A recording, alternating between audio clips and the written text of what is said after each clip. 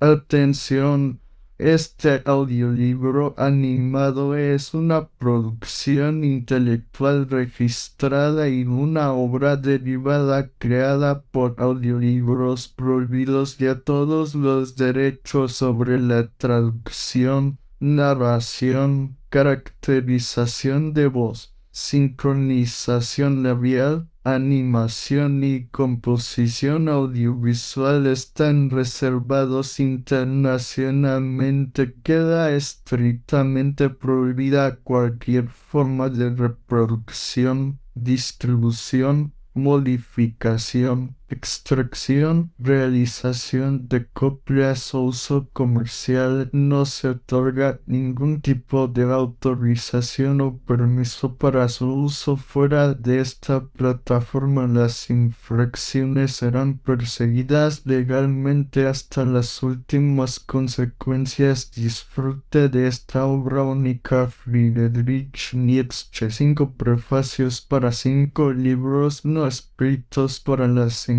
Cosima Wagner en cordial veneración y como respuesta a preguntas epistolares, escrito con alegre espíritu en los días de Navidad de 1872 sobre el patos de la verdad. De veras es la gloria, tan solo el más delicioso bocado de nuestro amor propio. Es que, como ansia, está ligada a los más raros hombres y, por otro lado, a los más raros momentos de los mismos. Son estos los momentos de súbita iluminación en los que el hombre imperativo extiende su brazo en ademán de crear el mundo, extrayendo luz de sí y derramándola en derredor. Entonces le penetró la dichosa certidumbre de que aquello que de ese modo lo elevó hasta lo extremo y lo puso fuera de sí, sea la altura de esta única sensación, no debía permanecer vedado a ninguna posteridad. En la eterna necesidad de estas rarísimas iluminaciones para todos los venideros reconoce el hombre la necesidad de su gloria, la humanidad de ahí en adelante y para todo porvenir ha menester de él, y al igual que aquel momento de iluminación es epítome y compendio de su esencia más propia. Así cree él, en cuanto hombre de este momento, ser inmortal, mientras que aparta de sí todo lo demás como escoria, podredumbre, vanidad, animalidad o pleonasmo, y lo deja a merced de la caducidad. Todo desaparecer y perecer lo vemos con desagrado, a menudo con el asombro de estar viviendo en ello algo en el fondo imposible. Un espiguero árbol se derrumba para desazón nuestra y una montaña que se hunde nos duele. Cada noche vieja nos deja sentir el misterio de la contradicción de ser y de venir, pero que un instante del más eminente acabamiento del mundo desapareciese, por así decir, sin posteridad ni herederos. Cuál destello fugaz, eso hiere con más fuerza que ninguna otra dos cosas al hombre moral e imperativo de este. Antes bien reza que lo que una vez existió a fin de reproducir de manera más bella el concepto hombre, tiene también que estar eternamente presente, que los grandes momentos forman una cadena, que estos, como una cordillera, unen a la humanidad a lo largo de milenios, que para mí lo más grande de un tiempo pasado también es grande, y que se cumpla la creencia henchida de presentimiento, del ansia de gloria, Tal es el pensamiento fundamental de la cultura en la exigencia de que lo grande debe ser eterno se inflama la terrible lucha de la cultura, pues que todo lo demás que vive grita no. Lo habitual, lo insignificante, lo ordinario, llenando todos los rincones del mundo como pesada atmósfera que todos nos vemos condenados a respirar, humeando alrededor de lo grande, se abalanza para ponerle trabas, apagándolo, asfixiándolo, envolviéndolo en turbiedad y confusión, obstaculizando el camino que lo grande debe recorrer hacia la inmortalidad. Ese camino conduce a través de cerebros humanos, a través de los cerebros de miserables seres efímeros, los cuales, sometidos a estrechas necesidades, emergen siempre de nuevo a las mismas penurias, ya duras penas por poco tiempo, apartan de sí la ruina, quieren vivir algo a cualquier precio. ¿Quién de entre ellos podría abarruntar esta ardua carrera de antorchas, el solo medio por el que lo grande pervive? Y con todo despiertan siempre de nuevo unos cuantos que, con la vista puesta en esa grandeza, se sienten tan llenos de dicha que la vida humana se les aparece como una cosa magnífica y les parece obligado que el más bello fruto de esta amarga planta sea saber que una vez hubo uno que altivo y estoico pasó por esta existencia, que otro lo hizo cavilosamente y que un tercero con compasión, pero todos dejando como legado una sola enseñanza, que vive la existencia de la más bella de las maneras aquel que la tiene en poco si el hombre ordinario toma este lapso de ser con tal sombría seriedad, tres aquellos otros, en su viaje hacia la inmortalidad, supieron acabar en una risa olímpica o, al menos, en un sublime sarcasmo. A menudo bajaron con ironía a su tumba, pues que había en ellos que pudiera ser sepultado. Los más audaces caballeros de entre estos ávidos de gloria que creen encontrar su blasón prendido a una constelación, hay que buscarlos entre los filósofos, su quehacer no los destina a un público, a la excitación de las masas y a la ruidosa aclamación de sus contemporáneos. Andar el camino en solitario es lo propio de su esencia, su talento es el más raro y, tomado de cierta manera, el más antinatural en la naturaleza, además, incluso de excluyente y hostil hacia los talentos de la misma especie. El muro de su autosuficiencia tiene que ser de diamante, sino ha de ser derribado y roto,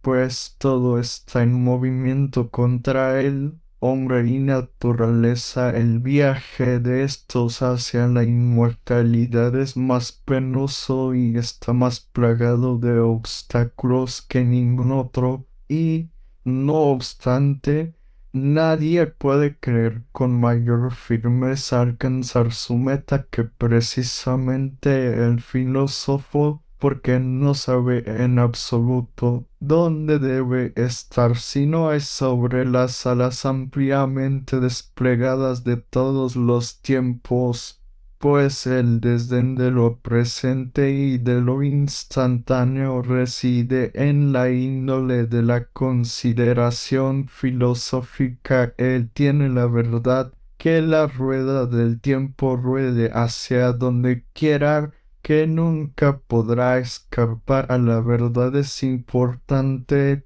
por lo que toca a tales hombres, enterarse de que una vez vivieron. Jamás cabría imaginar como una ociosa posibilidad la altivez del sabio Heráclito, el cual bien nos puede valer de ejemplo. Y es que de por sí cualquier afán de conocimiento parece, conforme a su esencia, insatisfecho e insatisfactorio. De ahí que nadie, a menos que no haya sido instruido por la ciencia histórica, pueda llegar a creer en una tan regia estima de sí mismo, en una tan ilimitada convicción de ser el único afortunado pretendiente de la verdad. Tales hombres viven en su propio sistema solar. Es ahí donde también hay que buscarlos. También un cuatro Pitágoras o un Empédocles se trataron a sí mismos con sobrehumano precio, es más, con un temor casi religioso, pero el lazo de la compasión, ligado a la gran convicción de la transmigración de las almas y de la unidad de todo lo viviente, condújoles de nuevo junto a los demás hombres a la salvación de estos del sentimiento de soledad. Empero que penetraba al eremita del efesio templo de Artemisa, solo cabe barruntar algo, petrificado de espanto, en el más agreste yermo montañoso. Ningún sobrepujante sentimiento de emociones compasivas, ningún deseo de ayuda y de salvación emanan de él.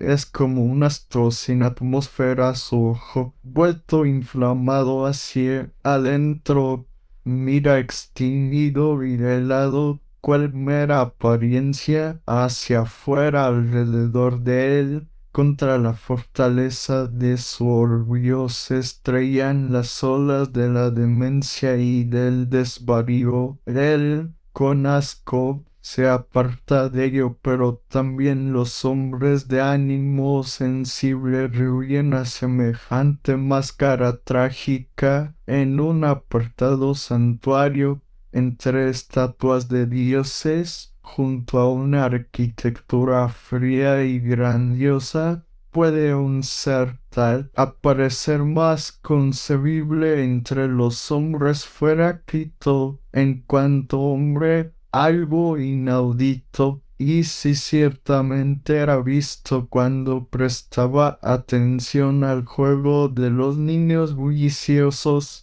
Al hacerlo, no obstante, meditaba en lo que un mortal jamás hubiera meditado en circunstancia pareja, en el juego del gran niño mundo Zeus y en la eterna burla de la destrucción y el surgimiento del mundo nuevo menester de los hombres.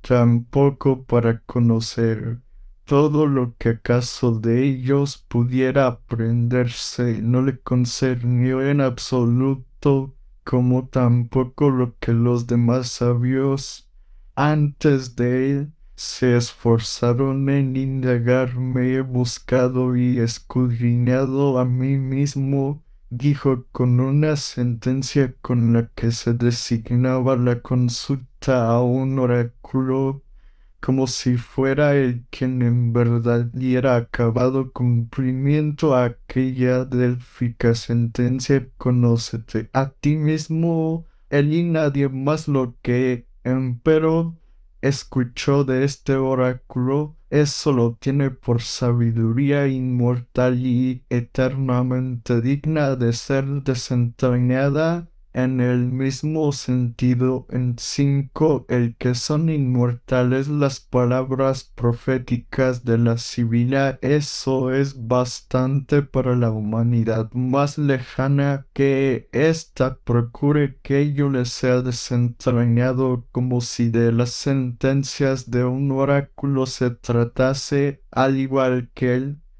al igual que el propio dios Délfico, no dice ni oculta, aunque yo sea por él anunciado, sin risa ni ornato ni mirra, sino con espumante boca, tiene que penetrar hasta los miles de años del porvenir, pues que el mundo eternamente menester de la verdad, así ha eternamente menester de Heráclito, si bien él no tiene necesidad del mundo, que le importa es su gloria.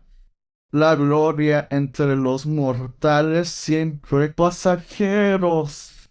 Como exclama con sarcasmo, eso es algo para hados y poetas, también para aquellos que antes de él hubieron llegado a ser conocidos como varones sabios, que sean estos los que deglutan el más delicioso bocado de su amor propio, que para él este manjar es demasiado vulgar. Su gloria les importa algo a los hombres, no a él. Su amor propio es el amor a la verdad, y precisamente esta verdad le dice que la inmortalidad de los hombres ha menester de él, no el de la inmortalidad del hombre. Heráclito, la verdad, manera visionaria de un dios que les importa a los hombres la verdad.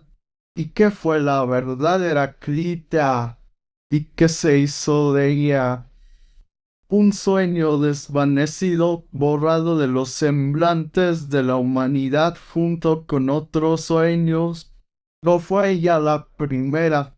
¿Acaso un impasible demonio no sabría decir otra cosa de todo lo que nosotros con orgullosa metáfora denominamos historia universal, verdad y gloria, que estas palabras en algún apartado rincón del universo derramado centellante en un sinnúmero de sistemas solares, o una vez un astro en el que animales inteligentes inventaron el conocimiento, fue el minuto más arrogante y mendaz de la historia universal, pero con todo, un minuto tan solo, tras haber la naturaleza alentado unas pocas veces, se congeló el astro, y los 6 animales inteligentes tuvieron que morir, y fue en buena hora, pues aunque ellos se pavonearan de haber conocido ya muchas cosas,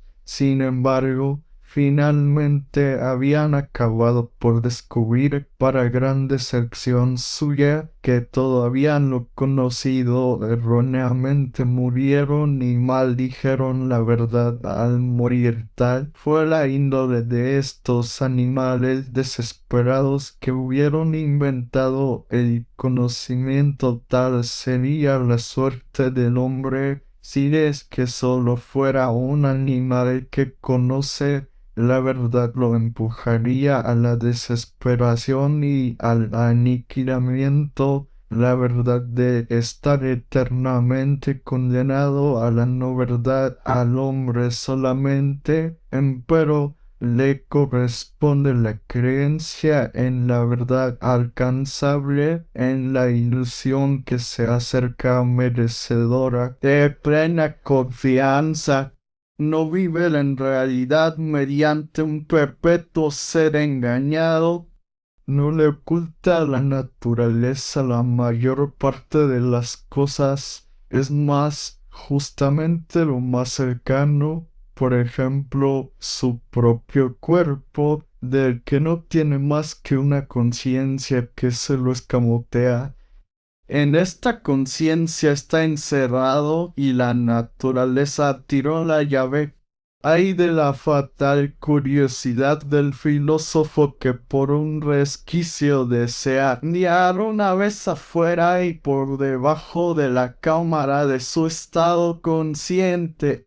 ¿Acaso barrunte entonces como el hombre descansa sobre lo voraz, lo insaciable, lo repugnante, lo despiadado, lo mortífero en la indiferencia de su ignorancia y, por así decir, montado en sueños a lomos de un tigre, dejad que siga montado, exclama el arte, hace que despierte, exclama el filósofo en el patos de la verdad, pero él mismo se hunde mientras que sacudir al durmiente para que despierte en una mágica somnolencia más profunda, aun acaso sueñe entonces con las ideas o con la inmortalidad. El arte es más poderoso que el conocimiento, porque él quiere la vida y el segundo no alcanza como última meta más que el aniquilamiento.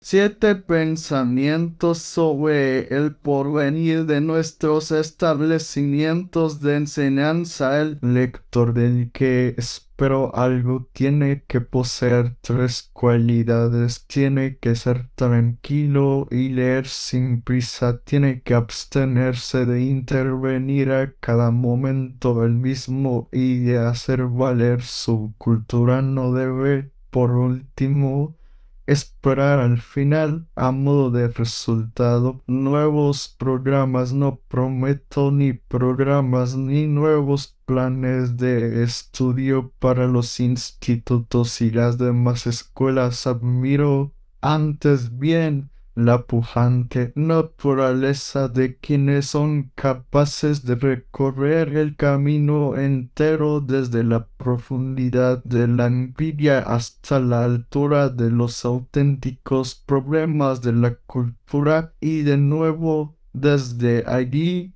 descender hasta las hondonadas de los más áridos reglamentos y de los programas más minuciosos. Satisfecho, por el contrario, con haber escalado entre jadeos una montaña bastante elevada y con poder disfrutar en lo alto de la vista más despejada, jamás podré precisamente dar satisfacción en este libro a los aficionados a los programas. Ciertamente veo acercarse un tiempo en el que hombres cabales al servicio de una formación completamente renovada y depurada y trabajando de consono, se conviertan de nuevo en los legisladores de la educación cotidiana, de la educación que conduce precisamente a esa formación.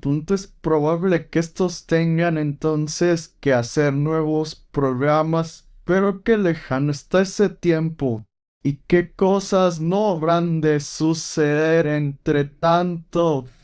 ¿Acaso se encuentre entre ese tiempo y el presente la aniquilación del instituto, quizás incluso la aniquilación de la universidad, o al menos una transformación tan completa de los susodichos establecimientos de enseñanza que pudiera suceder que sus antiguos programas apareciesen ante la posteridad como vestigios del tiempo de los palafitos?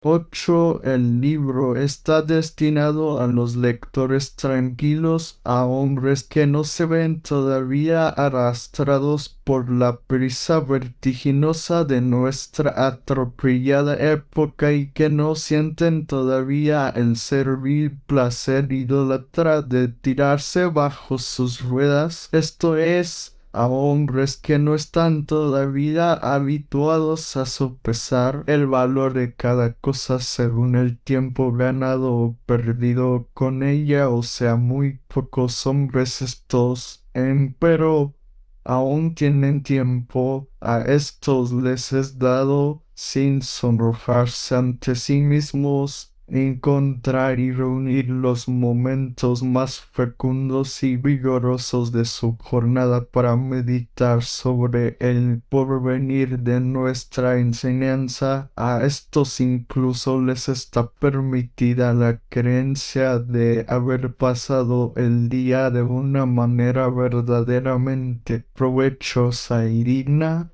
es decir, en la Meditatio Generic Futuri. Un hombre así todavía no ha desaprendido el hábito de pensar cuando lee, todavía conoce el secreto de leer entre líneas, más aún es de un natural tan pródigo que incluso reflexiona sobre lo que ha leído, tal vez mucho después de haber dejado el libro, y no por cierto para escribir una recensión o un nuevo libro, sino simplemente así por reflexionar.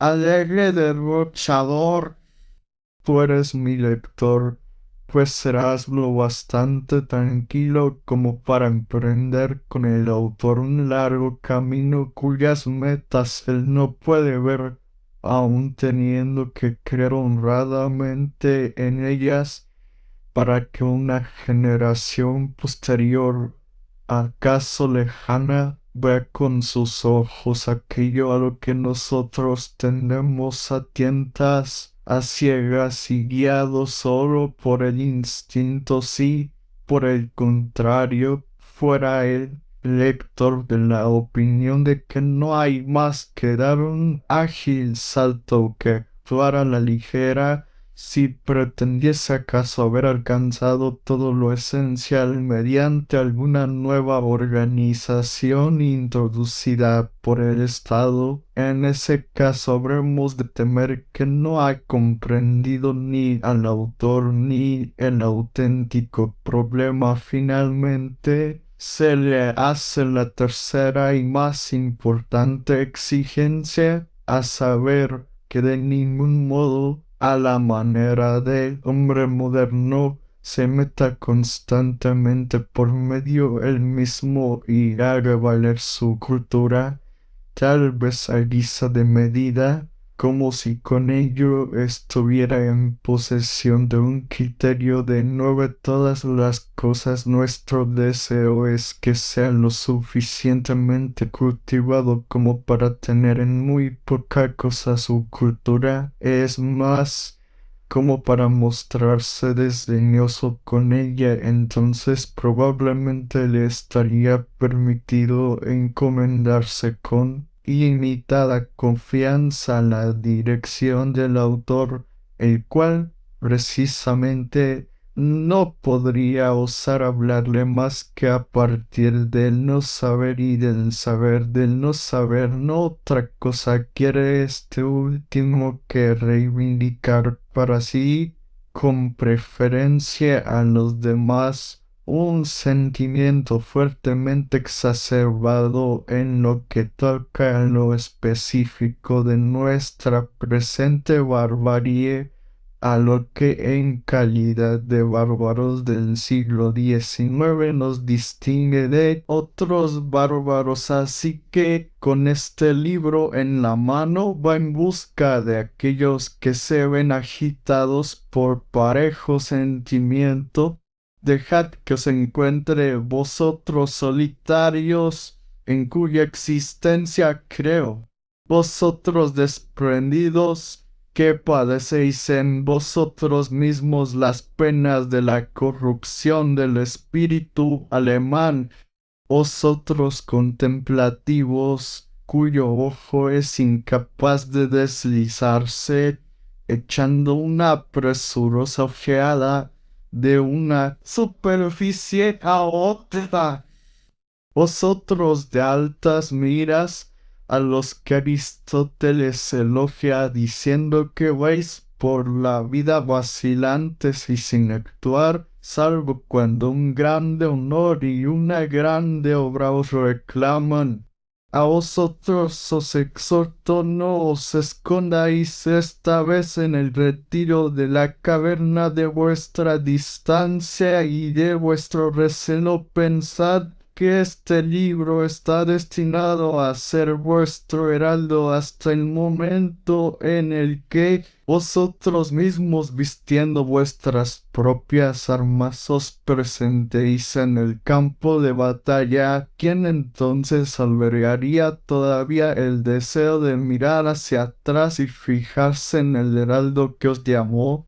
El estado griego, los modernos tenemos respecto de los griegos dos prejuicios que son como recursos de consolación de un mundo que ha nacido esclavo y que por lo mismo oye la palabra esclavo con angustia. Me refiero a esas dos frases, la dignidad del hombre y la dignidad del trabajo. Todo se conjura para perpetuar una vida de miseria. Esta terrible necesidad nos fuerza a un trabajo aniquilador que el hombre, o mejor dicho, el intelecto humano, seducido por la voluntad, considera como algo sagrado, pero para que el trabajo pudiera ostentar legítimamente este carácter sagrado, sería ante todo necesario que la vida misma,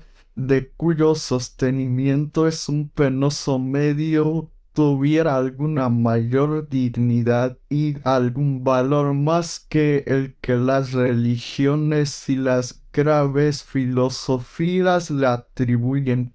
¿Y qué hemos de ver nosotros en la necesidad del trabajo de tantos millones de hombres, sino el instinto de conservar la existencia, el mismo instinto omnipotente por el cual algunas plantas raquíticas quieren afianzar sus raíces en un suelo rojizo?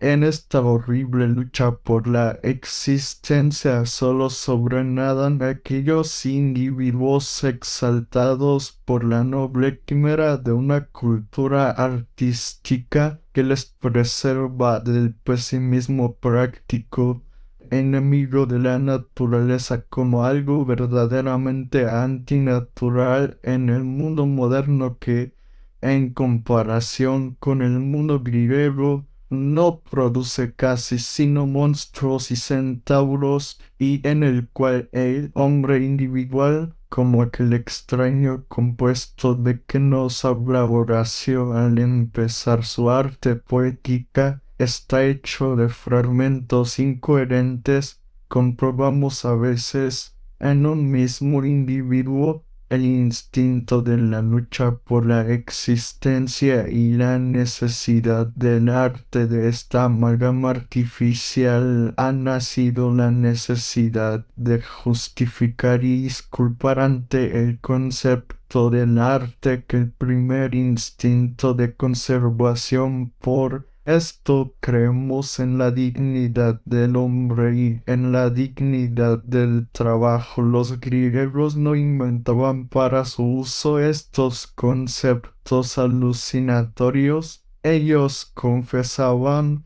con franqueza que hoy nos espantaría que el trabajo es vergonzoso, y una sabiduría más oculta y más rara, pero viva por doquiera, añadía que el hombre mismo era algo vergonzoso y lamentable, una nada, la sombra de un sueño. El trabajo es una vergüenza, porque la existencia no tiene ningún valor en sí. Pero si adornamos esta existencia por medio de ilusiones artísticas seductoras y le conferimos de este modo un valor aparente, aún así podemos repetir nuestra afirmación de que el trabajo es una vergüenza, y por cierto en la seguridad de que el hombre que se esfuerza únicamente por conservar la existencia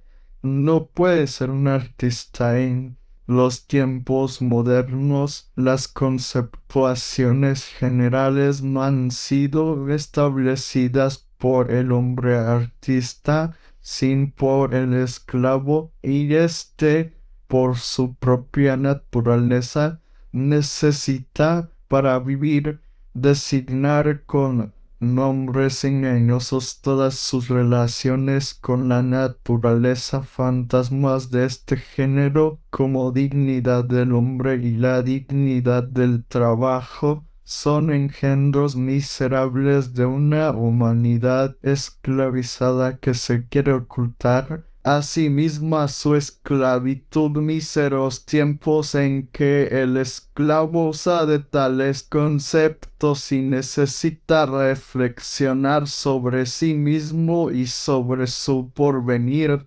Miserables seductores, vosotros los que habéis emponzoñado el estado de inocencia del esclavo con el fruto del árbol de la ciencia, desde ahora todos los días resonarán en sus oídos esos pomposos tópicos de la igualdad de todos o de los derechos fundamentales del hombre como tal, o de la dignidad del trabajo.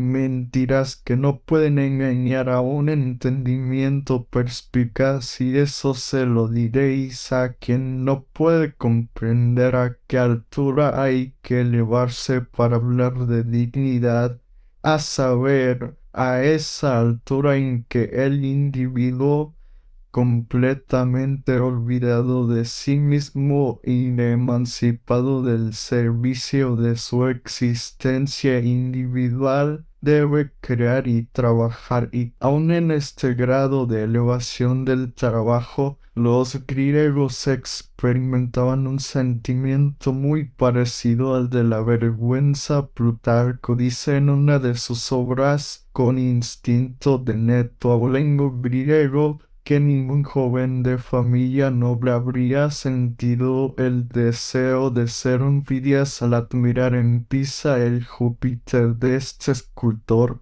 ni de ser un Policleto cuando contemplaba la era de Argos, ni tampoco habría querido ser un Anacreonte, ni un Filetas, ni un Arquiloco, por mucho que se recrease entonces sus poesías. La creación artística, como cualquier otro oficio manual, caía para los griegos bajo el concepto poco significado de trabajo, pero cuando la inspiración artística se manifestaba en el griego, tenía que crear y doblegarse a la necesidad del trabajo, y así como un padre admira y se recrea en la belleza y en la gracia de sus hijos, pero cuando piensa en el acto de la generación experimenta un sentimiento de vergüenza. Igual le sucedía al griego. La gozosa contemplación de lo bello no le engañó nunca sobre su destino, que consideraba como el de cualquiera otra criatura de la naturaleza, como una violenta necesidad, como una lucha por la existencia, lo que no era otro sentimiento que el que le llevaba a ocultar el acto de la generación como algo vergonzoso, si bien en el hombre este acto tenía una finalidad mucho más elevada que los actos de conservación de su existencia individual. Este mismo sentimiento era el que velaba el nacimiento de las grandes obras de arte, a pesar de que para ellos estas obras inauguraban una forma más alta de existencia. Como por el acto genésico se inaugura una nueva generación, la vergüenza parece, pues, que nace allí donde el hombre se siente mero instrumento de formas o fenómenos infinitamente más grandes que él mismo como individuo, y con esto hemos conseguido apoderarnos del concepto general dentro del que debemos agrupar los sentimientos que los griegos experimentaban respecto del trabajo y de la esclavitud. Ambos eran para ellos una necesidad vergonzosa ante la cual se sentía rubor, necesidad y oprobio a la vez. En este sentimiento de rubor se ocultaba el reconocimiento inconsciente de que su propio fin necesita de aquellos supuestos,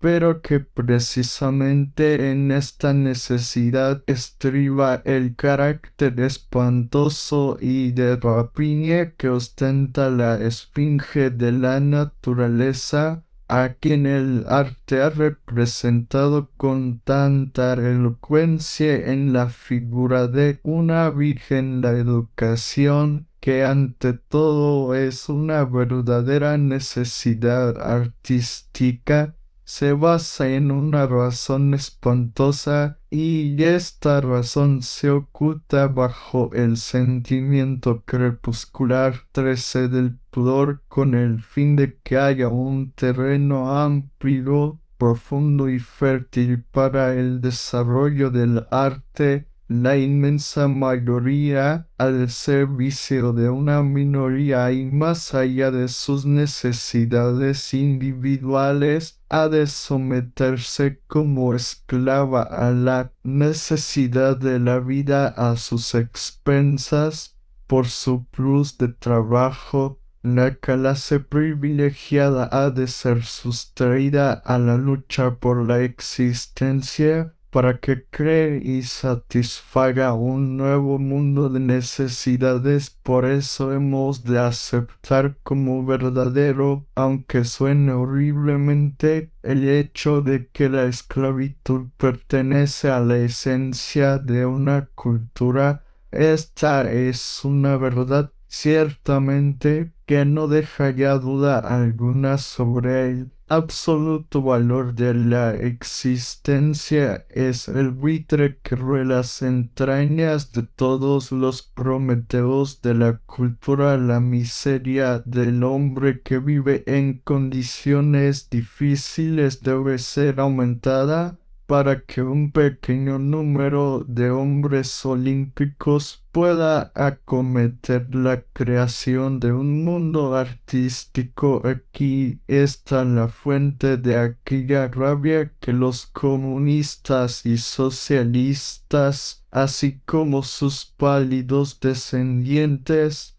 la blanca raza de los liberales de todo tiempo, han alimentado contra todas las artes, pero también contra la antigüedad clásica. Si realmente la cultura quedase al capricho de un pueblo, si en este punto no actuasen fuerzas ineludibles que pusieran coto al libre albedrío de los individuos, entonces el menosprecio de la cultura, la apoteosis de los pobres de espíritu, la iconoclasta destrucción de las aspiraciones artísticas sería algo más que la insurrección de las masas oprimidas contra las individualidades amenazadoras. Sería el grito de compasión que derribara los muros de la cultura, el anhelo de justicia, de igualdad en el sufrimiento superaría a todos los demás anhelos. De hecho, en varios momentos de la historia, un exceso de compasión ha roto todos los diques de la cultura. Un iris de misericordia y de paz empieza a lucir con los primeros fulgores del cristianismo, y su más bello fruto, el Evangelio de San Juan, nace a esta luz. Pero se dan también casos en que, durante largos periodos, El poder de la religión ha petrificado todo un estadio de cultura, cortando con 14 despiadada tijera todos los retoños que querían brotar. Pero no debemos olvidar una cosa: la misma crueldad que encontramos en el fondo de toda cultura yace también en el fondo de toda religión y, en general,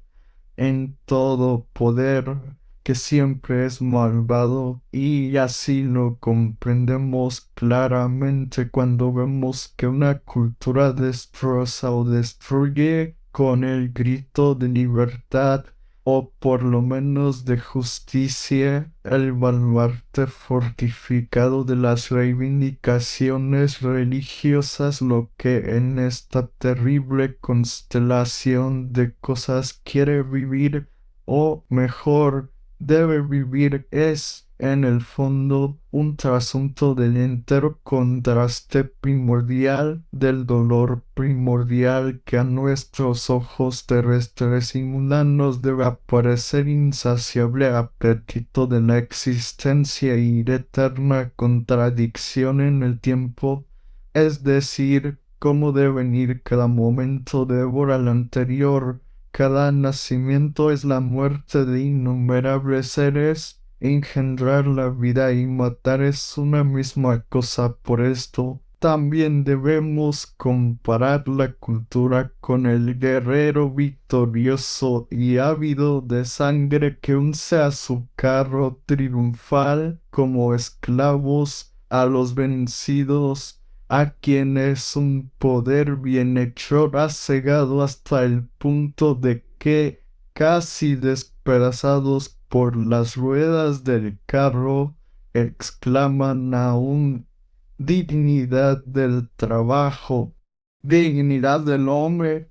La cultura, como exuberante Cleopatra, echa perlas de incalculable valor en su copa. Estas perlas son las lágrimas de compasión derramadas por los esclavos y por la miseria de los esclavos. Las miserias sociales de la época actual han nacido de ese carácter de niño mimado del hombre moderno, no de la verdadera y profunda piedad por los que sufren. Y si fuera verdad que los griegos perecieron por la esclavitud, es mucho más cierto que nosotros pereceremos por la falta de esclavitud. Esclavitud que ni al cristianismo primitivo ni a los mismos germanos les pareció extraña, ni mucho menos reprobable. Cuán digna nos parece ahora la servidumbre de la Edad Media, con sus relaciones jurídicas de subordinación al Señor, en el fondo fuertes y delicadas, con aquel sabio acotamiento de su estrecha existencia. Cuán digna y cuán reprensible. Quince así, pues, el que reflexione sin prejuicios sobre la estructura de la sociedad, el que se la imagine como el parto doloroso y progresivo de aquel privilegiado hombre de la cultura a cuyo servicio se deben inmolar todos los demás, ese ya no será víctima del falso esplendor con que los modernos han embellecido el origen y la significación del Estado. ¿Qué puede significar para nosotros el Estado sino el medio de realizar el proceso social antes descrito, asegurándole un libre desarrollo?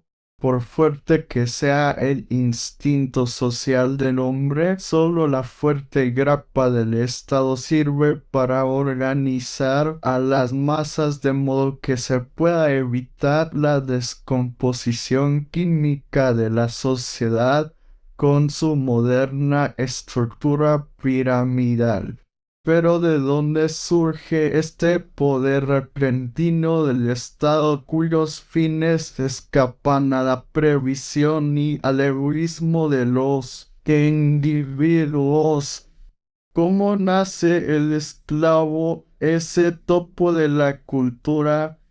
Los griegos nos lo revelaron con su certero instinto político, que aun en los estadios más elevados de su civilización y humanidad no cesó de advertirles con acento broncíneo: el vencido pertenece al vencedor, con su mujer y sus hijos, con sus bienes y con su sangre la fuerza se impone al derecho, y no hay derecho que en su origen no sea demasía o usurpación violenta. Aquí volvemos a ver con qué despiadada dureza forja la naturaleza para llegar a ser sociedad, el cruel instrumento del Estado, es decir, aquel conquistador de férrea mano, que no es más que la objetivación del mencionado instinto en la indefinible grandeza y poderío de tales conquistadores. Vislumbra el observador que sólo son un medio del que se sirve un designio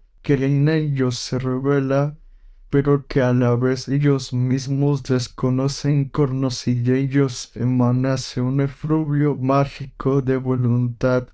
Misteriosamente se les rinden las otras fuerzas menos poderosas, las cuales manifiestan ante la repentina hinchazón de aquel poderoso alud, bajo el hechizo de aquel núcleo creador, una afinidad desconocida hasta entonces, cuando ahora vemos que poco se preocupan los súbditos de las 16 naciones del terrible origen del Estado, hasta el punto de que sobre ninguna clase de acontecimientos nos instruye menos la historia que sobre aquellas usurpaciones violentas y repentinas, tenidas de sangre, y por lo menos en un punto inexplicables, cuando vemos que antes bien la magia de este poder en formación alivia los corazones con el presentimiento de un oculto y profundo designio, allí donde la fría razón solo ve una suma de fuerzas. Cuando se considera el Estado fervorosamente como punto de culminación de todos los sacrificios y deberes de los individuos, nos convencemos de la enorme necesidad del Estado, sin el cual la naturaleza no podría llegar a redimirse por la virtud y el poder del genio. Este goce instintivo en el Estado, cuán superiores a todo conocimiento. Podría creerse que una criatura que reflexionase sobre el origen del Estado buscaría su salud lejos de este, y donde no hallaríamos las huellas de su origen: los países devastados, las ciudades destruidas, los hombres convertidos en salvajes, los pueblos destruidos por la guerra, el estado de vergonzoso origen y para la mayor parte de los hombres manantial perenne de esfuerzos de devastadora de la humanidad en periodos intermitentes. Es, sin embargo, una palabra ante la cual nos olvidamos de nosotros mismos, un grito que ha impulsado a las más heroicas hazañas, y quizá el objeto más alto y sublime para la masa ciega y egoísta, que sólo se reviste de un gesto supremo de grandeza en los momentos más críticos de la vida del Estado. Pero los griegos aparecen ante nosotros ya a priori precisamente por la grandeza de su arte, como los hombres políticos por excelencia, y en verdad la historia no nos presenta un segundo ejemplo de tan prodigioso desarrollo de los instintos políticos, de tal subordinación de todos los demás intereses al interés del Estado, si no es acaso, y por analogía de razones, el que dieron los hombres del Renacimiento en Italia tan excesivo era en los griegos dicho instinto que continuamente se vuelve contra ellos mismos y clava sus dientes en su propia carne. Ese es el 17 sangriento que vemos extenderse de ciudad en ciudad, de partido en partido, esta ansia homicida de aquellas pequeñas contiendas, la expresión triunfal de tigres que mostraban ante el cadáver del enemigo, en suma, la incesante renovación de aquellas escenas de la guerra de Troya, en cuya contemplación se embriagaba Homero como puro heleno. ¿Qué significa toda esta barbarie del Estado griego? ¿De dónde saca su disculpa ante el tribunal de la eterna justicia? Ante la parece altivo y tranquilo el estado, y de su mano conduce a la mujer radiante de belleza a la sociedad griega. Por esta Helena hizo aquella guerra, que juez venerable la condenaría. Esta misteriosa relación que aquí señalarnos entre Estado y arte, instintos políticos y creación artística, campo de batalla y obra de arte, entendemos por Estado, como ya hemos dicho, el vínculo de acero que rige el proceso social, porque sin Estado, en natural medium omnium contra homes, la sociedad poco puede hacer y apenas rebasa el círculo familiar, pero cuando poco a poco va formándose el Estado, aquel instinto del medium omnium contra homes se concentra en frecuentes guerras entre los pueblos y se descarga en tempestades no tan frecuentes, pero más poderosas en los intervalos de estas guerras. La sociedad, disciplinada por sus efectos, va desarrollando sus gérmenes para hacer florecer en épocas apropiadas la exuberante flor del genio ante el mundo político de los helenos. Yo no quiero ocultar los recelos que me asaltan de posibles perturbaciones para el arte y la sociedad en ciertos fenómenos semejantes de la esfera política. Si imagináramos la existencia de ciertos hombres que por su nacimiento estuvieran por encima de los instintos populares y estatales, y que, por consiguiente, concibieran el Estado solo en su propio interés, estos hombres considerarían necesariamente como última finalidad del Estado la convivencia armónica de grandes comunidades políticas en las cuales se les permitiera, sin limitación de ninguna clase, abandonarse a sus propias iniciativas. 18 imbuidos de estas ideas fomentarían aquella política que mayor posibilidad de triunfo ofreciera a estas iniciativas, siendo por el contrario increíble que se sacrificaran por algo contrario a sus ideales, por ejemplo, por un instinto inconsciente, porque en realidad carecerían de tal instinto. Todos los demás ciudadanos del Estado siguen ciegamente su instinto estatal. Solo aquellos que señorean este instinto saben lo que quieren del Estado y lo que a ellos debe proporcionar el Estado. Por esto es completamente inevitable que tales hombres adquieran un gran influjo, mientras que todos los demás sometidos al yugo de los fines inconscientes del Estado no son sino meros instrumentos de tales fines. Ahora bien,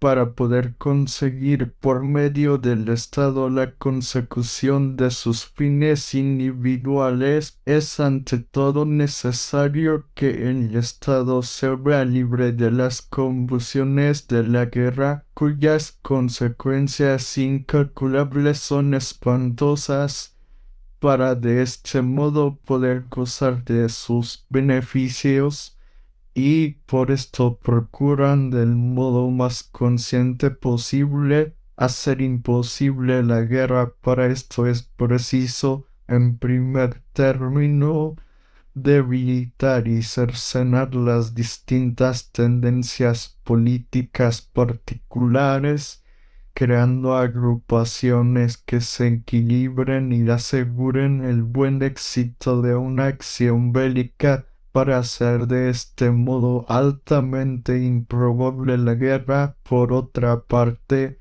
tratan de sustraer la decisión de la paz y de la guerra a los poderes políticos, para dejarla entregada al egoísmo de las masas o de sus representantes, por lo que a su vez tienen necesidad de ir sofocando paulatinamente los instintos monárquicos de los pueblos. Para estos fines utilizan la concepción liberal optimista, hoy tan extendida donde quiera, que tiene sus raíces en el enciclopedismo francés y en la Revolución Francesa, es decir, en una filosofía completamente antigermana, netamente latina, vulgar y desprovista de toda metafísica. Yo no puedo menos de ver en el actual movimiento dominante de las nacionalidades y en la coetánea difusión del sufragio universal los efectos predominantes del miedo a la guerra, y en el fondo de estos movimientos los verdaderos medrosos, esos 19 solitarios del dinero, hombres internacionales sin patria, que dada su natural carencia de instinto estatal han aprendido a utilizar la política como instrumento bursátil y el Estado y la sociedad como aparato de enriquecimiento, contra los que de este lado quieren convertir la tendencia estatal en tendencia económica. Solo hay un medio de defensa: la guerra, y 100 veces la guerra. En estos conflictos se pone de manifiesto que el Estado no ha nacido por el miedo a la guerra y como una institución protectora de intereses individuales egoístas, sino que inspirado en el amor de la patria y del príncipe, constituye por su naturaleza eminentemente ética la aspiración hacia los más altos ideales. Sí, por consiguiente, señalo como peligro característico de la política actual el empleo de la idea revolucionaria al servicio de una aristocracia del dinero egoísta y sin sentimiento del Estado, y la enorme difusión del optimismo liberal, igualmente como resultado de la concentración en algunas manos de la economía moderna y todos los males del actual estado de cosas. juntamente con la necesaria decadencia del arte nacidas de aquellas raíces o creciendo con ellas, he de verme obligado a entonar el correspondiente pan en honor de la guerra. Su arco sibilante resuena terrible y aunque aparezca como la noche, es, sin embargo, Apolo, el dios consagrador y purificador del estado, pero primero, como sucede al principio de la Ilíada, ensaya sus flechas disparando sobre los mulos y los perros, luego derriba a los hombres y de pronto las hogueras elevan su llama al cielo repletas de cadáveres. Por consiguiente, debemos confesar que la guerra es para el Estado una necesidad tan apremiante como la esclavitud para la sociedad. ¿Y quién podría desconocer esta verdad al indagar la causa del incomparable florecimiento del arte griego? El que considere la guerra y su posibilidad uniformada la profesión militar respecto de la naturaleza del Estado que acabamos de describir, debe llegar al convencimiento de que por la guerra y en la profesión militar 20 se nos da una imagen, o mejor dicho, un modelo del Estado. Aquí vemos como efecto el más general de la tendencia guerrera, una inmediata separación y desmembración de la masa caótica en castas militares, sobre la cual se eleva en forma de pirámide sobre una capa inmensa de hombres verdaderamente esclavizados. El edificio de la sociedad guerrera, el fin inconsciente que mueve a todos ellos, los somete al yugo y engendra a la vez en las más heterogéneas naturalezas una especie de transformación química de sus cualidades singulares,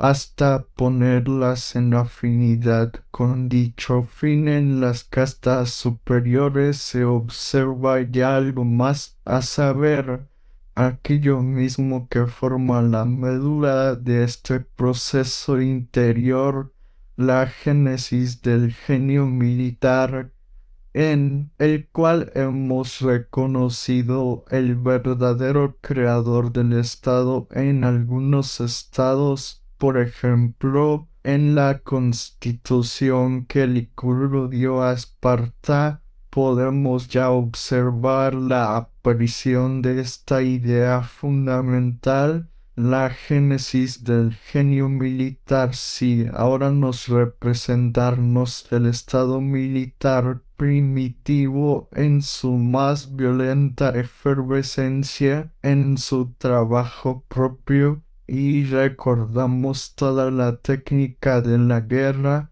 no podremos menos de rectificar los tan difundidos conceptos de la dignidad del hombre y de la dignidad del trabajo, preguntándonos si el concepto de dignidad no corresponde también al trabajo que tiene por fin destruir a ese hombre digno y a los hombres a quienes está encomendado este trabajo, o si debemos dejar a un lado este concepto por lo contradictorio, siquiera cuando se trata de la misión guerrera de Estado. Yo creía que el hombre guerrero era un instrumento de genio militar y su trabajo un medio también de este genio, y que no como hombre absoluto y no genio, sino como instrumento de este genio, el cual puede arbitrar su destrucción como un medio de realizar la obra de arte de la guerra.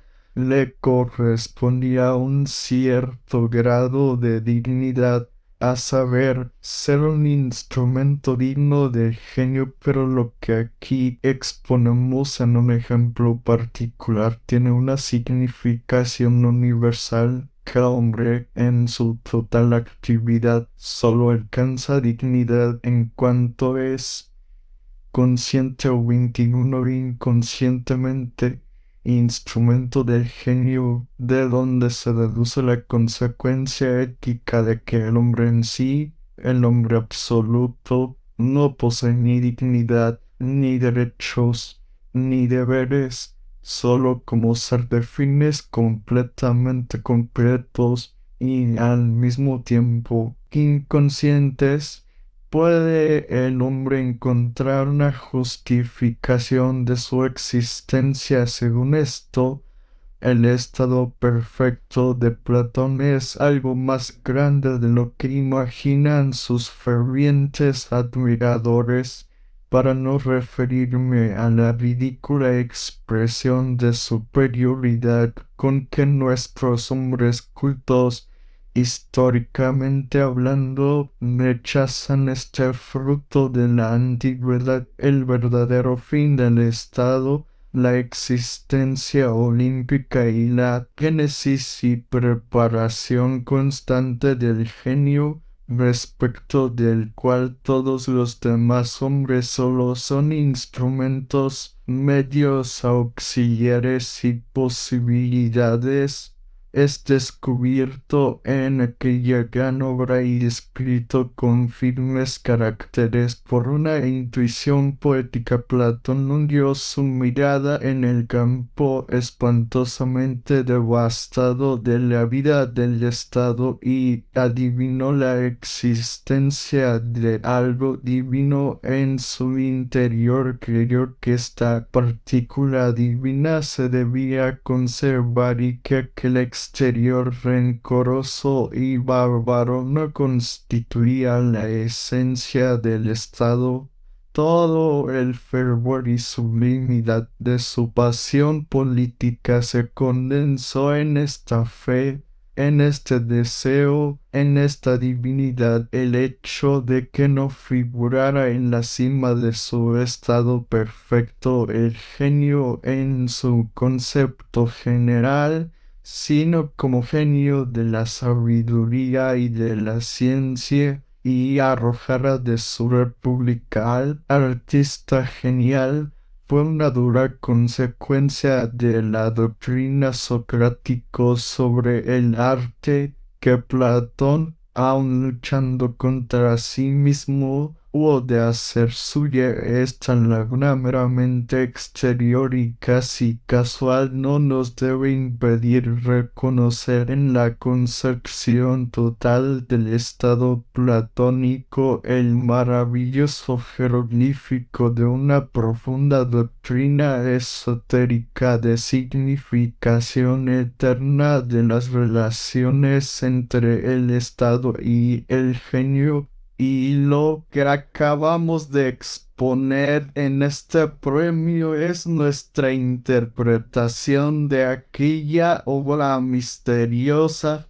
22. Certamen numérico. Cuando se habla de humanidad se piensa en lo que separa y distingue al hombre de la naturaleza, pero tal separación no existe en realidad. Las propiedades naturales y las propiedades humanas son inseparables. El hombre, aun en sus más nobles y elevadas funciones, es siempre una parte de la naturaleza y ostenta el doble carácter siniestro de aquellas sus cualidades terribles, consideradas generalmente como inhumanas. Son quizás el más fecundo terreno en el que crecen todos aquellos impulsos, hechos y obras que componen lo que llamamos humanidad. Así vemos que los griegos,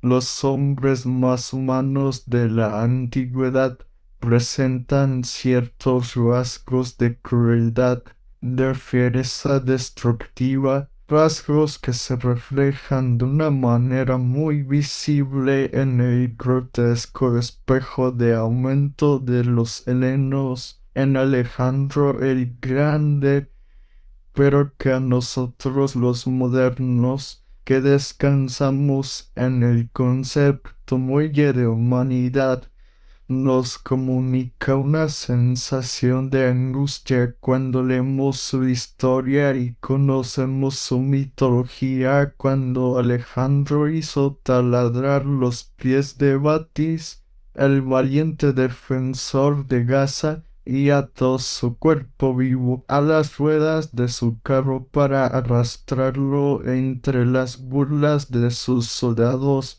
Esta soberbia se nos aparece como una caricatura de Aquiles, que trató el cadáver de Héctor de una manera semejante, pero este mismo rasgo tiene para nosotros algo de ofensivo y cruel. Vemos aquí el fondo tenebroso del odio. Este mismo sentimiento nos invade ante el espectáculo del insaciable encarnizamiento de los partidos griegos, por ejemplo, ante la revolución de Corcira, cuando 23 el vencedor en una batalla de las ciudades establece, conforme al derecho de la guerra, la ciudadanía de los hombres y vende a las mujeres y a los niños como esclavos. Comprendemos en la sanción de este derecho que el griego consideraba como una seria necesidad dejar correr toda la corriente de su odio. En ocasiones como esta se desahogan sus pasiones comprimidas y entumecidas. El tigre se despierta en ellos y en sus ojos brilla una crueldad voluptuosa. ¿Por qué se complacían los escultores griegos en representar hasta el infinito cuerpos humanos en tensión, cuyos ojos rebosaban de odio o brillaban en la embriaguez del triunfo, heridos que se retuercen de dolor, moribundos exhalando el último gemido? Porque todo el pueblo griego se embriaga ante el cuadro de las batallas de la Ilíada. He temido muchas veces que nosotros no entendiéramos esto de una manera suficientemente griega, que nos estremeceríamos si alguna vez lo entendiéramos a la griega. Pero ¿qué hay detrás de todo el mundo homérico, cuna del mundo helénico? En la extraordinaria precisión artística de la línea, la calma y pureza del dibujo nos elevan sobre el asunto. Los colores, por una extraña ilusión artística, nos parecen más luminosos, más suaves, más calientes, sus hombres más simpáticos y mejores. Pero ¿por qué temblamos cuando, desprendidos ya de la mano de Homero, nos internamos en el mundo promérico? Entonces nos encontramos en la noche y en la oscuridad tropezamos con los engendros de una fantasía habituada a los horribles.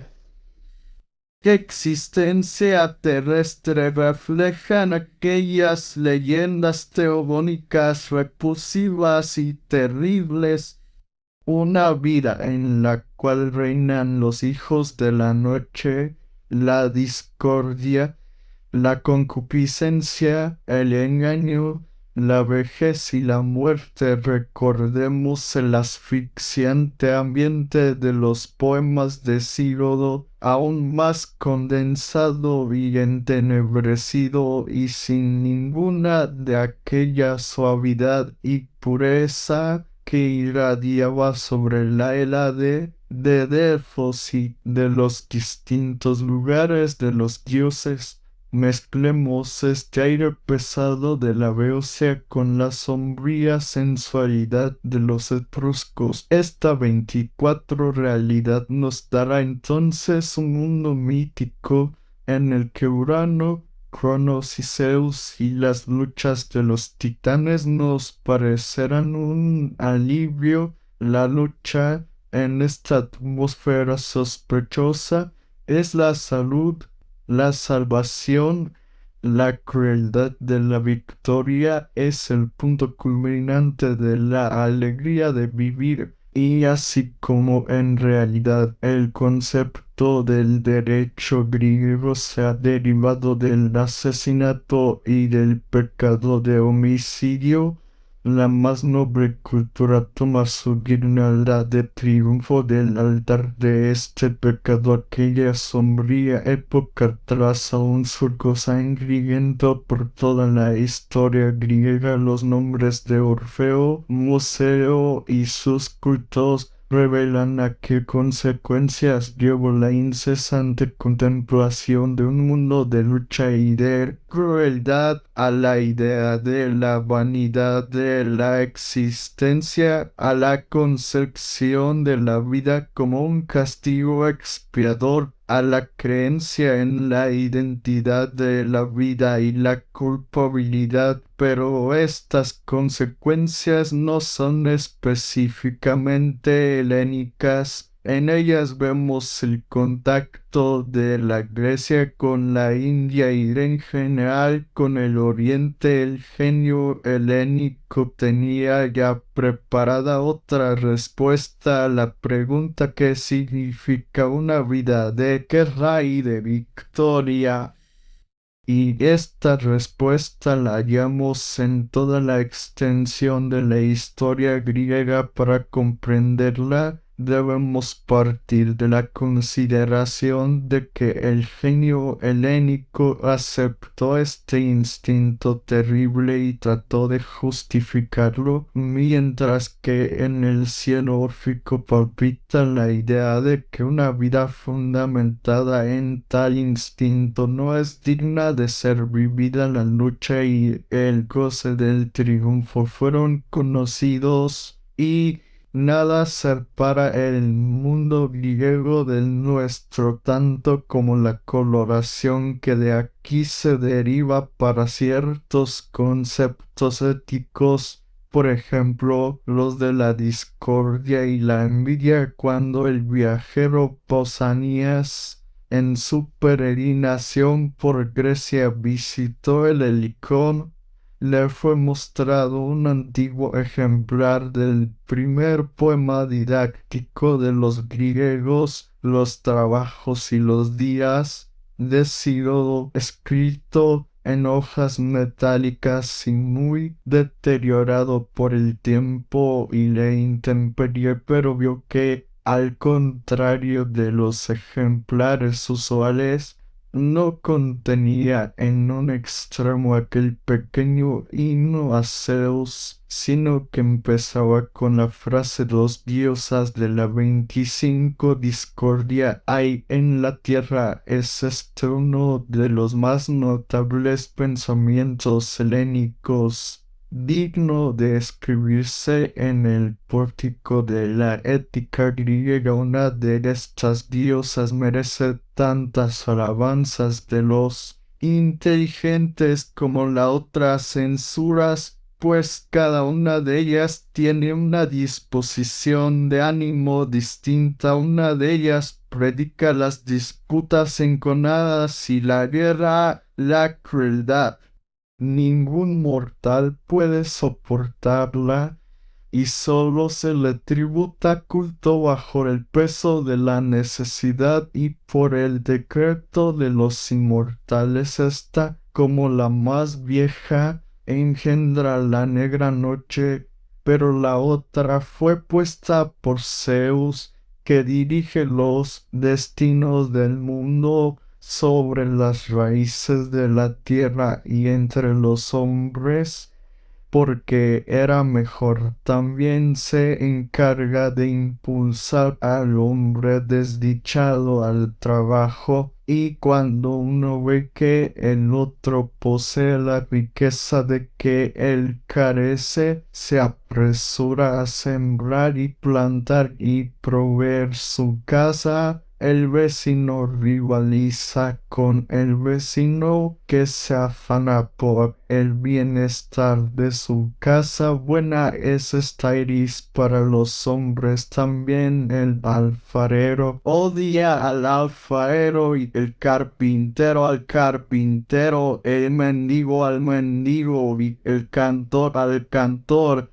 Los eruditos no comprenden por qué figuran en este lugar estos dos últimos versos que tratan del odium fibullinum. A su juicio, las palabras rencor y envidia solo son apropiadas al carácter de la mala eris. Por eso no vacilan en considerar tales versos como apócrifos o puestos en este lugar por azar, pero esta vez se han sentido inspirados por otra épica distinta de la helénica, pues Aristóteles no sentía ninguna repugnancia en aplicar estos versos a la buena Eris, sino solo Aristóteles, sino toda la antigüedad pensaba sobre el rencor y la envidia de otra manera que nosotros, y participaba de los sentimientos de Hesíodo, que consideraba como mal aquella Eris que arrojaba a los hombres los unos contra los otros en luchas hostiles y destructoras,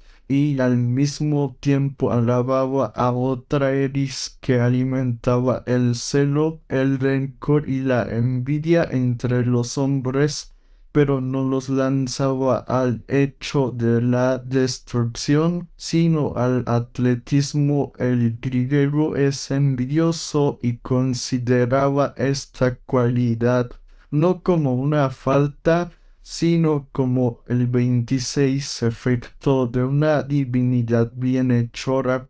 ¡Qué abismo ético entre ellos y nosotros! Por ser envidioso, siente posarse sobre él con ocasión de cualquier demasía de honores, riquezas, esplendor y felicidad, el ojo receloso de los dioses, y teme su envidia, pero esta idea no lo aleja de los dioses, cuya importancia, por el contrario, estriba en que con ellos el hombre nunca puede contender. Ese hombre que arde en rivalidades contra cualquiera otra criatura viviente en la batalla de Tamiris con las musas, de Marcias con Apolo, en la trágica suerte de Níobe, vemos la espantosa rivalidad de dos poderes que nunca pueden entrar en colisión uno con otro, el dios y el hombre. Pero cuanto más grande y elevado es un griego, más luminosa es en él la ardiente llama de la ambición y aquel instinto de rivalidad que siente contra todo el que recorre su mismo camino. Aristóteles hizo una vez una lista de tales luchas enemigas en estilo grandilocuente. Entre los ejemplos que allí figuran está el de que un muerto puede inspirar a un vivo el sentimiento de la envidia. Así califica Aristóteles las relaciones del colofense Genófanes con Homero. No comprenderíamos en toda su intensidad este ataque al héroe nacional de la poesía si no pensásemos, como también pensó luego Platón, que la raíz de esta acometida es el ansia monstruosa de ocupar el puesto del poeta derrocado vi heredar su fama, todo griego ilustre enciende la tea de la discordia, en cada gran virtud arde una nueva grandeza, cuando el joven Temístocles no podía dormir pensando en los laureles de Milcíades. Su instinto, precozmente despierto, se desencadenaba en largas rivalidades con Arístides por aquella genialidad instintiva que muestra en sus actos políticos y que nos describe Tucídides. Cuán elocuente es aquel diálogo en el que a un afamado contrincante de Pericles le preguntamos quién era el mejor luchador de la ciudad, síguelo Pericles, a lo que contesta, aun cuando yo lo derribo, niega que ha caído, consigue su intento y persuade a los que le ven caer. 27. Si queremos contemplar este sentimiento sin ver alguno en su manifestación más ingenua, el sentimiento de la necesidad de la lucha si ha de subsistir en el Estado, recordemos el sentido primitivo del ostracismo, recordemos las palabras de los efesios con motivo del destierro de Hermodoro: entre nosotros ninguno ha de ser el mejor, si alguno lo es, que lo sea en otra parte y entre otras gentes. ¿Y por qué no ha de ser nadie el mejor?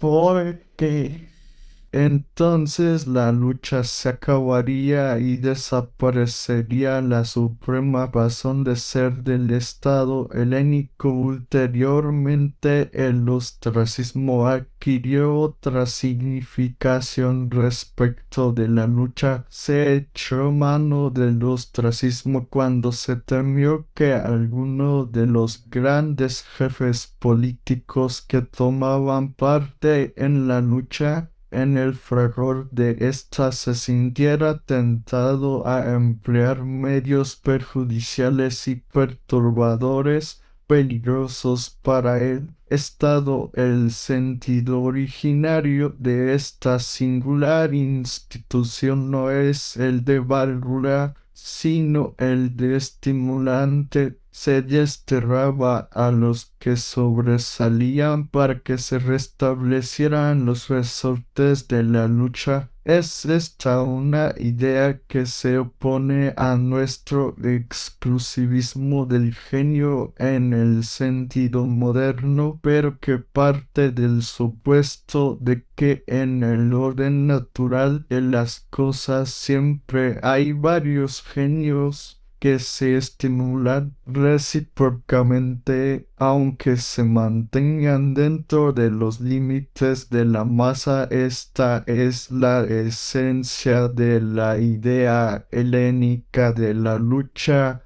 Aborrece la hegemonía de uno solo y teme sus peligros. Quiere allegar como medio de protección contra el genio un segundo genio por medio de la lucha. Es como se ha de acreditar toda cualidad sobresaliente. Esto es lo que dice la pedagogía popular helénica, mientras que los nuevos educadores nada temen tanto como el desencadenamiento de la llamada ambición. Aquí se teme el egoísmo como lo malo en sí, con excepción de los jesuitas, que piensan en esto como los antiguos y por lo mismo son los mejores pedagogos de nuestro tiempo. Ellos parecen creer que el egoísmo, es decir, El interés individual es el más poderoso agente, pero consideran como bien y mal aquella que conviene a sus fines. Más 28 para los antiguos el fin de una educación rígida era el bienestar de todos de la sociedad estatal. Cada ateniense, por ejemplo, debía desarrollar su individualidad en aquella medida que podía ser más útil a Atenas y que menos pudiera perjudicarla. No había allí ambiciones inmoderadas ni descomedidas como en las sociedades modernas. Cada jovenzuelo pensaba en el bienestar de su ciudad natal cuando se lanzaba bien a la carrera, a tirar o a cantar. Quería aumentar su fama entre los suyos. Su infancia ardía en deseos de mostrarse en las luchas ciudadanas como un instrumento de salvación para su patria. Esto es lo que alimentaba la llama de su ambición, pero al mismo tiempo lo que la enfrentaba y la circunscribía. Por eso los individuos en la antigüedad eran más libres, porque sus fines eran más próximos y más visibles. El hombre moderno, por el contrario, siente siempre ante sus pasos el infinito, como Aquiles, el de los pies ligeros, en el ejemplo de Zenón el Leata. El infinito le estorba. No puede alcanzar a la tortura, pero así como los jóvenes educados estaban sometidos a este procedimiento de concurso, lucha constante, así también rivalizaban continuamente entre sí sus educadores. Los grandes músicos como Píndaro y Simónides se miraban mutuamente de reojo. El sofista, sumo maestro de la antigüedad, contendía con el sofista. El más generalizado procedimiento de enseñanza, el drama, le fue concedido al pueblo bajo la forma de grandes combates de los grandes artistas y músicos. Admirable. También el artista se encona con el artista, y el hombre moderno nada teme más en un artista que la lucha personal, mientras que el griego no reconocía al artista más que en estos encuentros personales, allí donde el hombre moderno olfatea la mácula de la obra de arte. El heleno busca la fuente de su grandeza, lo que, por ejemplo, en Platón es de mayor importancia artística. En sus diálogos, en su mayor parte es el resultado de una rivalidad en el arte de la oratoria de los sofistas, los dramáticos de aquel tiempo, hasta el punto 29 de que pudo decir: «Ved, yo puedo hacer lo mismo que hacen mis emulos, y lo hago mejor que ellos. Ningún Protágoras ha concebido mitos más bellos que yo, ningún dramático ha dado vida a obras tan interesantes como el Simposio, ningún orador ha concebido tan elocuentes discursos como yo en Gorgias». Pues bien, yo censuro todo esto y condeno todo arte imitativo. Solo la lucha me convirtió en sofista, en poeta, en orador. ¿Qué problemas plantea esto cuando pensamos en las relaciones de la lucha con la concepción de la obra de arte? Si, por el contrario, eliminamos la lucha de la vida griega, Vemos al punto en aquel abismo prehomérico la cruel ferocidad del odio y de la sed de destrucción. Este fenómeno se da muy frecuentemente, por desgracia, cuando una gran personalidad es declarada hors de concurso por un glorioso hecho a juicio de sus conciudadanos, sustrayéndose de este modo a la lucha repentinamente. El efecto casi siempre es terrible, y si de este efecto sacamos la conclusión de que el griego fue incapaz de soportar la gloria y la felicidad, hablaríamos con más propiedad diciendo que no podía soportar la fama sin lucha ulterior ni la felicidad. Una vez terminada la lucha, no hay ejemplo más elocuente que la suerte final de Milcíades, colocado en una cima solitaria por su incomparable victoria de Maratón y elevado sobre cualquier otro guerrero. Allí se entregó a sus insaciables deseos de venganza contra uno de sus conciudadanos, por el que sentía un antiguo resentimiento. Por satisfacer estos deseos de venganza renunció a la gloria, al poder, a las dignidades, y hasta se deshonró sintiendo su fracaso. Se entregó a las más indignas maquinaciones, entabló relaciones íntimas e impías con Timeo, una sacerdotisa de Demeter, y hollaba de noche el sagrado templo, en el que no se permitirá entrar a hombre alguno después de haber saltado los muros. Y cuando se acercaba al sagrario de la diosa, sintió de repente un terror singular. Descompuesto y casi sin sentido, se sintió lanzado otra vez por encima de los muros y cayó sin movimiento, y 30 gravemente herido. El cerco hubo de ser levantado, el tribunal popular le esperaba, y una vergonzosa muerte manchó el final de una vida heroica, oscurecida ante la posteridad. Después de la batalla de Maratón se había apoderado de él la envidia del cielo, y esta envidia divina se encendió cuando miraba a los hombres sin rivalidad alguna. Desde la solitaria cima de su fama no tenía a su lado sino los dioses, y por esto se declaró contra ellos, pero estos le condujeron a la comisión de un delito contra el pudor, y en él sucumbió. Notemos ahora que así como Milcíades sucumbió, sucumbieron también los más prestigiosos estados griegos,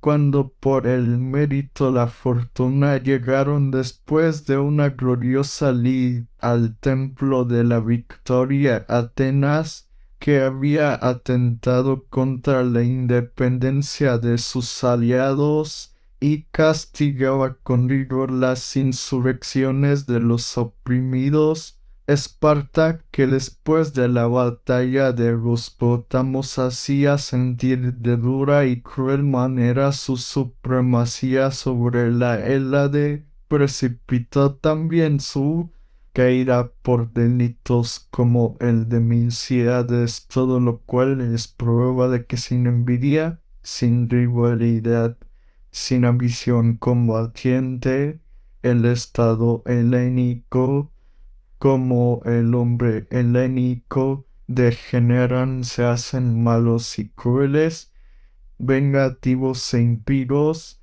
En una palabra, se vuelven prehoméricos, y entonces basta un terror pánico para conducirlos al abismo y destrozarlos. Esparta y Atenas se entregan a los persas, como habían hecho Temístocles y Alcibíades.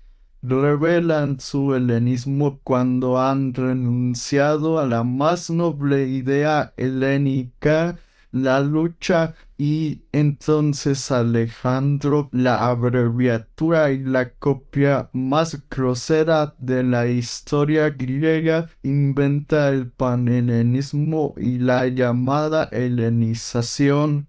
31. La relación de la filosofía schopenhaueriana con una cultura alemana. En la querida abierta Alemania se halla actualmente la cultura rebajada a un estado de degradación tal, reina de manera tan desvergonzada la envidia por todo lo grande y el tumulto generalizado de los que se apresuran en pos de la felicidad retumba de manera tan ensordecedora que hay que tener una firme creencia, casi en el sentido del credo que absurdum est, para poder aquí depositar todavía alguna esperanza en una cultura por hacerse y, sobre todo, para poder trabajar en favor de la misma, ejerciendo la docencia pública frente a la pública opinión de la prensa. Con violencia tienen que liberarse aquellos que se preocupan con imperecedero desvelo por el pueblo del acoso de lo que es de imperiosa actualidad y vigencia, para aparentar que lo cuentan. Entre las cosas indiferentes tienen que aparentar esto porque quieren pensar y porque un espectáculo repulsivo, más de un confuso estruendo mezclado incluso con los toques de trompeta de la gloria bélica, son un estorbo para pensar, pero ante todo porque quieren creer en lo alemán y porque con esta creencia perderían su fuerza. Que no se les censura a estos creyentes, y tomando mucha distancia y desde lo alto miran hacia abajo a su tierra de promisión. Es que se avergüenzan de las experiencias a las que se expone el benévolo extranjero cuando actualmente vive entre alemanes, y tiene que sorprenderse de lo poco que se corresponde la vida alemana con esos grandes individuos, con esas obras y acciones que él en su benevolencia aprendiera a honrar, ahí donde el alemán no es capaz de elevarse hasta lo grande, produce una impresión menos que mediocre incluso la afamada ciencia alemana, en la que un conjunto de las más sutiles virtudes domésticas y familiares, como la fidelidad, la contención, la aplicación, la 32 modestia o la pulcritud, aparecen trasladadas a un aire más libre y, en cierto modo, transfiguradas. Sin embargo, no es en absoluto el resultado de estas virtudes, considerado desde cerca. El motivo que impulsa al conocimiento sin trabas es en Alemania algo mucho más parecido a una carencia, a un defecto o a un vacío que a una sobreabundancia de fuerzas, casi como consecuencia de una vida menesterosa, falta de forma y contraria a lo viviente, y más aún como una huida de la mezquindad moral y de la maldad, a las que el alemán, sin semejantes desvíos, está sujeto, y que también, a pesar de la ciencia, es más aún en la ciencia, a menudo se manifiestan en materia de estrechez de miras en el vivir. El conocer o el juzgar son los alemanes unos entendidos en su calidad de verdaderos virtuosos de lo adocenado. Si alguno quiere llevarlos más allá de sí mismos hacia lo sublime, se hacen pesados como el plomo y como pesos cuelgan de sus verdaderos grandes hombres, a fin de bajar a estos del éter junto así y rebajarlos a su propia indigente indigencia. ¿Acaso no sea esta confortable en mediocridad más que la corrupción de una genuina virtud alemana, de un íntimo recogimiento en lo singular, pequeño y próximo y en los misterios del individuo? Pero esta virtud enmohecida es actualmente más dañina que el vicio más patente, en especial desde el momento en que se ha llegado incluso a tomar alegre conciencia de esta cualidad hasta el extremo de la glorificación literaria de sí mismo. Ahora se estrechan públicamente la mano los cultivados entre los, como es sabido, tan cultivados alemanes y los aburguesados entre los, como es sabido, tan incultos alemanes, y llegan a un mutuo acuerdo sobre la manera en que en adelante se tendrá que escribir, hacer poesía, pintar, componer música y hasta filosofar, y desmás gobernar incluso, a fin de no alejarse demasiado de la cultura de los primeros ni aproximarse excesivamente al confort de los segundos. A esto se llama actualmente la cultura alemana de la actualidad, en donde lo único que quedaría por averiguar es en qué 33 característica es dable reconocer al susodicho cultivado, una vez que sabemos que su hermano de leche, el adocenado burgués alemán, se da actualmente a conocer a sí mismo sin vergüenza y, por así decir, perdida ya su inocencia, presentándose ante todo el mundo como el que es el cultivado, es actualmente ante todo históricamente culto. Por medio de su conciencia histórica se salva a sí mismo de lo elevado, algo que el burgués consigue por medio de su confort. Ya no es el entusiasmo provocado por la historia como, sin embargo, imaginar Goethe, sino precisamente el embotamiento de todo entusiasmo. La actual meta de estos admiradores del Nil Admirari, cuando buscan comprenderlo todo históricamente, a ellos, empero, habría que espetarles: vosotros sois los bufones de todos los siglos. La historia nos confiará más que aquellas cosas dignas de vosotros.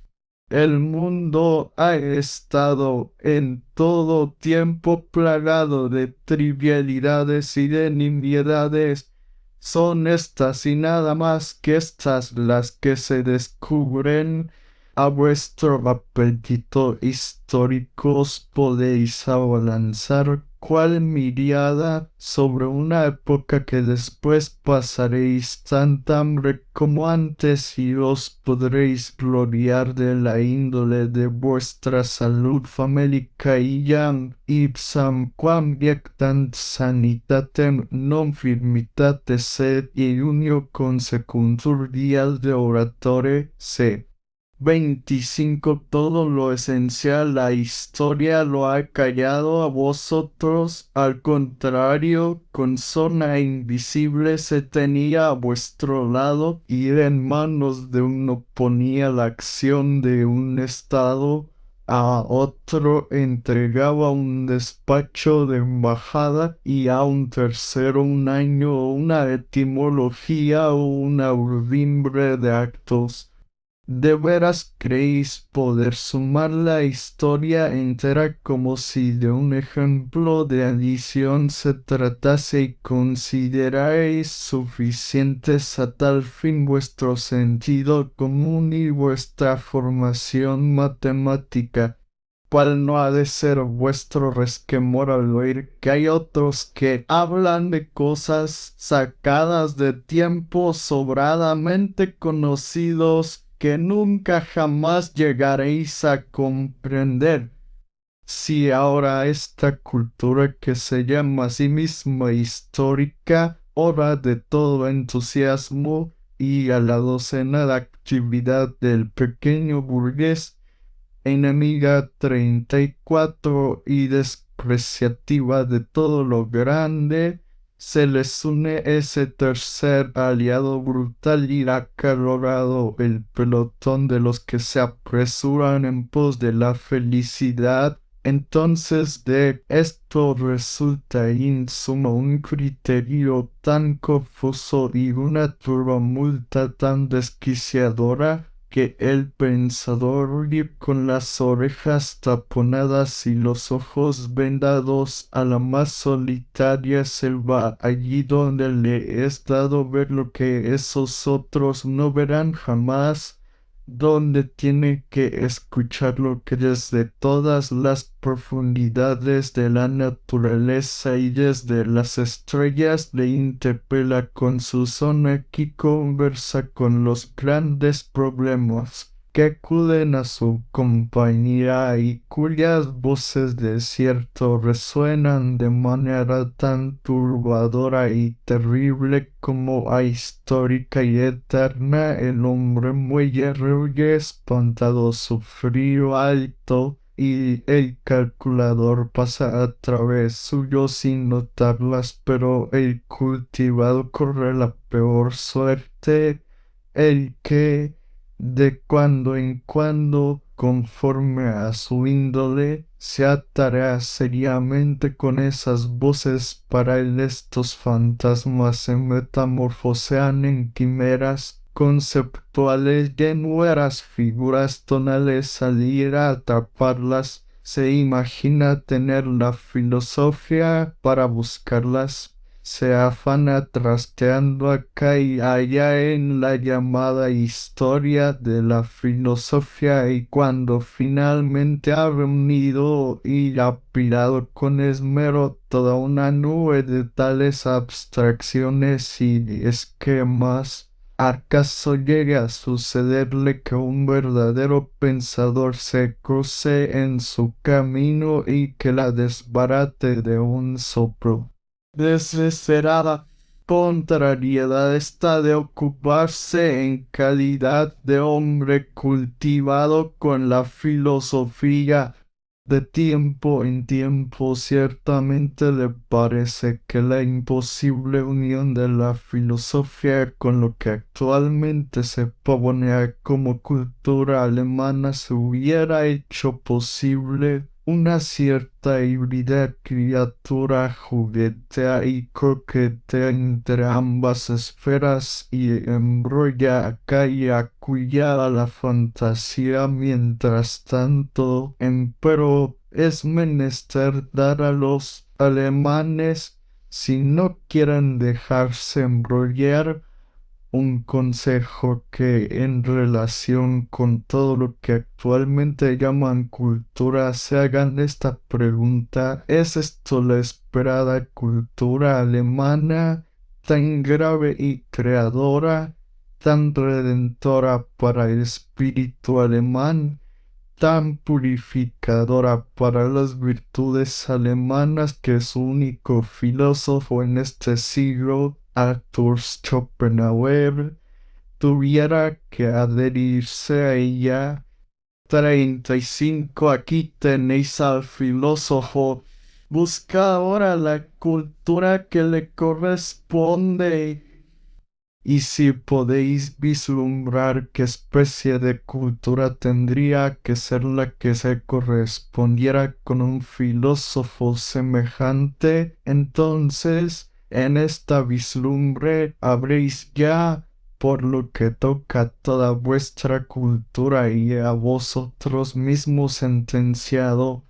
Atención, este audiolibro animado es una producción intelectual registrada y una obra derivada creada por Audiolibros Prohibidos, y a todos los derechos sobre la traducción, narración, caracterización de voz, sincronización labial, animación y composición audiovisual están reservados internacionalmente. Queda estrictamente prohibida cualquier forma de reproducción, distribución, modificación, extracción, realización de copias o uso comercial. No se otorga ningún tipo de autorización o permiso para su uso fuera de esta plataforma. Las infracciones serán perseguidas legalmente hasta las últimas consecuencias. Disfrute de esta obra única.